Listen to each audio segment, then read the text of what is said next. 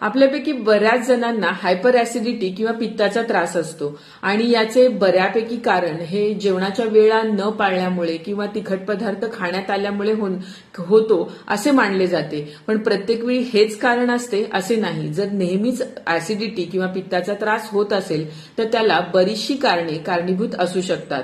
शक्यतो ज्यांच्यामध्ये थायरॉइडचे प्रॉब्लेम आहेत, हायपोथायरॉइडिझम किंवा हायपरथायरॉइडिझम, दोन्हीही प्रॉब्लेममध्ये मेटाबॉलिक रेटवर इम्पॅक्ट होतो आणि आपोआपच त्यामुळे ऍसिड जे शरीराद्वारे सिक्रीट केले जाते अन्न पचवण्यासाठी जे गरजेचे आहे ते वेळच्या वेळी योग्य काम न केल्यामुळे ही ऍसिडिटी वाढू शकते. त्याचबरोबर शरीरामध्ये व्हिटॅमिन B12, D3 आणि मॅग्नेशियम यांसारख्या अन्नघटकांची कमतरताही आपल्या शरीरात अन्न व्यवस्थितरित्या खाली सरकवणे किंवा पचवणे यासाठी अडथळा निर्माण करते आणि आपोआपच हेही कारण होऊ शकते की आपल्या शरीरात ऍसिडिटी वाढण्याचे प्रमाण वाढते. आणखी एक महत्वाचे कारण म्हणजे जर आपल्या आतड्यांमध्ये किंवा शरीरामध्ये कोणत्याही प्रकारचे इन्फेक्शन असेल तरीही शरीरामध्ये अंतर्गत सूज किंवा इन्फ्लमेशन वाढण्यास ते कारणीभूत होतात आणि ही वाढलेली सूज आपल्या आतड्यांचे कार्य मंद केल्यामुळेही ऍसिडिटी रिलेटेड प्रॉब्लेम आपल्याला फेस करावे लागतात. जर आपल्या आहारामध्ये योग्य प्रथिनयुक्त पदार्थ नसतील तर आपोआपच